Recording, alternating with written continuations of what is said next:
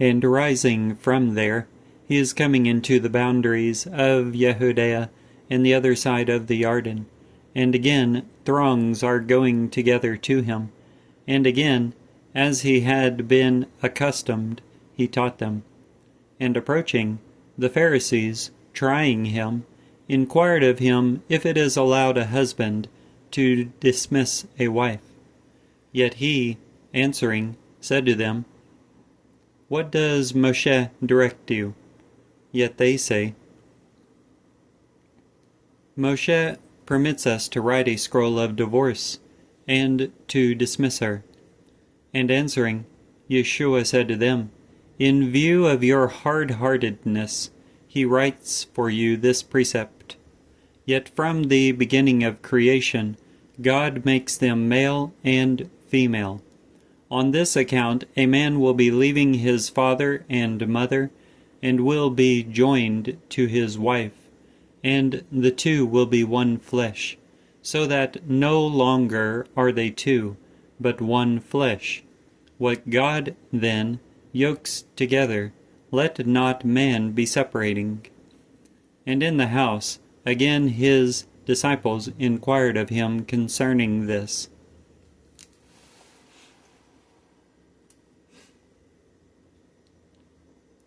And he is saying to them, "Whosoever should be dismissing his wife, and should be marrying another, is committing adultery against her.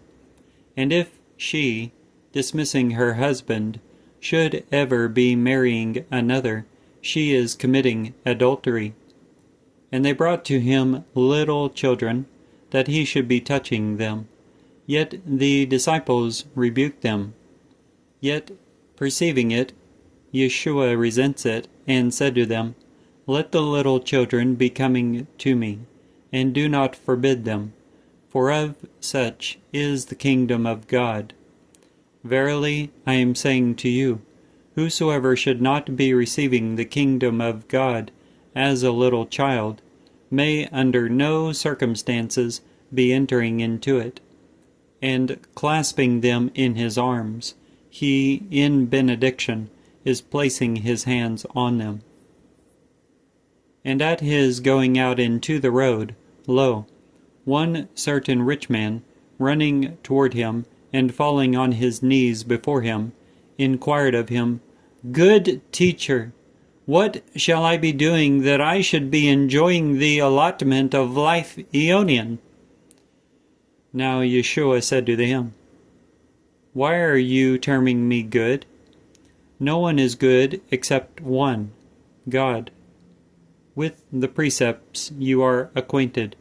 You should not be murdering, you should not be committing adultery, you should not be stealing, you should not be testifying falsely, you should not be cheating, be honoring your father and mother." Now he averred to him, "Teacher, all these I maintain from my youth." Now Yeshua, looking at him, loves him, and said to him, "Still one thing you are wanting. Go, whatever you have, sell, and be giving to the poor, and you will be having treasure in heaven. And hither, follow me, picking up the cross."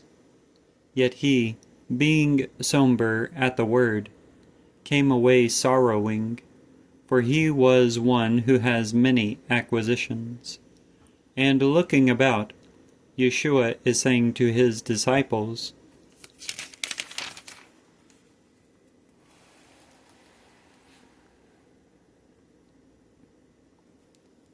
"How squeamishly shall those who have money be entering into the kingdom of God?" Now the disciples were awe-struck at his words. Yet Yeshua, again answering, is saying to them, "Children, how squeamish it is for those who have confidence in money to be entering into the kingdom of God. Easier is it for a camel to pass through the eye of a needle than for a rich man to be entering into the kingdom of God." Now they were exceedingly astonished, saying to him, and who can be saved?" Now looking at them, Yeshua is saying, "With men it is impossible, but not with God, for all is possible with God." Peter begins to say to him, "Lo, we leave all and follow you. What, consequently, will it be to us?" Yeshua averred to him, "Verily, I am saying to you that there is no one who leaves a house, or brothers, or sisters, or father, or mother, or wife, or children, or fields, on my account, and on account of the Evangel, who should not be getting back 100-fold now, in this era, houses, and brothers, and sisters, and mother, and father, and children, and fields, with persecutions, and in the coming aeon, life aeonian. Yet many of the first shall be last, and the last first."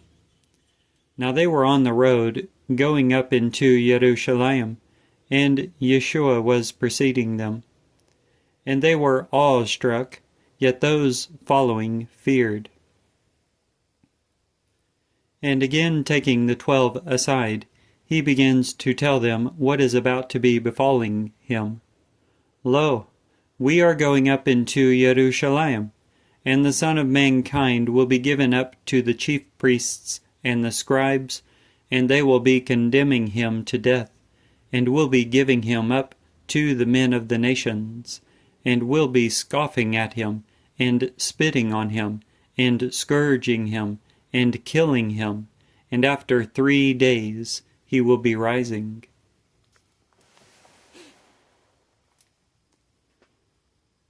And going to him are James and John, the 2 sons of Zebedee, saying to him, "Teacher, we are wanting that whatsoever we should be requesting of you, you should be doing for us."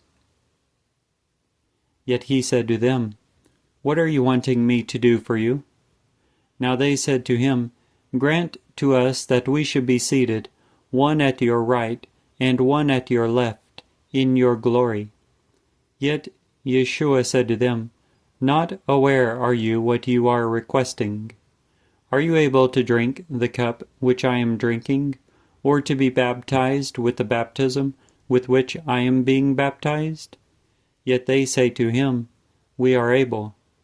Yet Yeshua said to them, "The cup indeed which I am drinking shall you be drinking, and with the baptism with which I am being baptized shall you be baptized. Yet to be seated at my right or at my left is not mine to give, but is for whom it has been made ready by my Father." And hearing of it, the 10 began to be resentful concerning James and John. And calling them to him, Yeshua is saying to them, "You are aware that those of the nations who are presuming to be chiefs are lording it over them, and their great men are coercing them. Yet not thus is it among you, but whosoever may be wanting to become great among you will be your servant, and whosoever may be wanting to be foremost among you will be the slave of all. For even the Son of Mankind came not to be served, but to serve, and to give his soul a ransom for many." And they are coming into Jericho, and at his going out from Jericho, and his disciples and a considerable throng, the son of Timaeus, Bartimaeus, blind and a beggar, sat beside the road.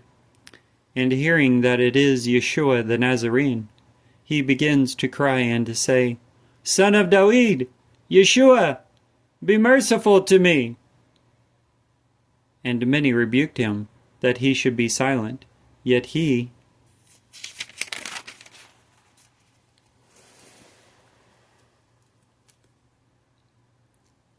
much rather, cried, "Son of David, be merciful to me." And standing, Yeshua said, "Summon him." And they are summoning the blind man, saying to him, "Courage! Rouse! He is summoning you."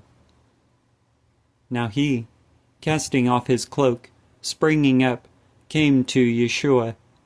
And answering him, Yeshua said, "What do you want I shall be doing to you?" Now the blind man said to him, "Rabboni, that I should be receiving sight." Now Yeshua said to him, "Go, your faith has saved you." And straightway he receives sight, and followed him on the road. Mark chapter 10.